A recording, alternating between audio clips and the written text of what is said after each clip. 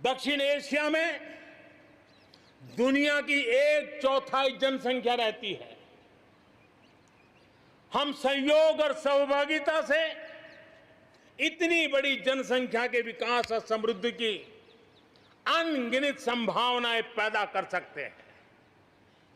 इस क्षेत्र के देशों के सभी नेताओं की इस विशाल जनसमूह के विकास और प्रगति के लिए बहुत बड़ी जिम्मेदारी है, एक अहम जिम्मेदारी है। उसे निभाने के लिए दक्षिण एशिया के इन सभी क्षेत्र के सभी लोगों को, राजनेताओं को, शासकों को, बुद्धिजीवियों को भी मैं आह्वान करता हूं, इस पूरे क्षेत्र में जितनी शांति होगी, जितना सौहार्द होगा, उतनी ही ये मानवता के काम आएगी, मानवता के हित में होगा। पूरी दुनिया का हित इसमें समाहित है। आज पड़ोसी सिर्फ वो ही नहीं है जिनसे हमारी भौगोलिक सीमाएं मिलती है, बल्कि वे भी हैं जिनसे हमारे दिल मिलते हैं। जहां रिश्तों में समरसता होती है, मेलजोल रहता है। मुझे खुशी है कि बीते कुछ समय में भारत ने एक्सटेंडेड नेबरहुड के सभी देशों के साथ अपने संबंधों को और मजबूत किया है।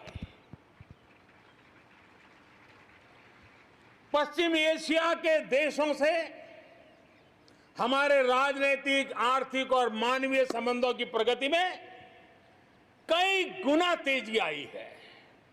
विश्वास अनेक गुना बढ़ गया है। इन देशों के साथ हमारे आर्थिक संबंध, खासकर ऊर्जा क्षेत्र में भागीदारी बहुत महत्वपूर्ण है। इनसे कई देशों में, इन सभी देशों में, ज्यादातर देशों में बहुत बड़ी संख्या में हमारे भारतीय भाई बहन काम कर रहे हैं। जिस प्रकार इन देशों ने कोरोना के संकट के समय भारतीयों की मदद की, भारत सरकार के अनुरोध का सम्मान किया, उसके लिए भारत उन सभी देशों का आभारी है और मैं अपना आभार प्रकट करना चाहता हूं। इस प्रकार हमारे पूर्व के आसियान देश, जो हमारे मैरीटाइम पड़ोसी भी हैं, वो भी हमारे लिए बहुत विशेष महत्व रखते हैं। इनके साथ भारत का हजारों वर्ष पुराना धार्मिक और सांस्कृतिक संबंध है। बौद्ध धर्म की परंपराएं हमें उनसे जोड़ती है।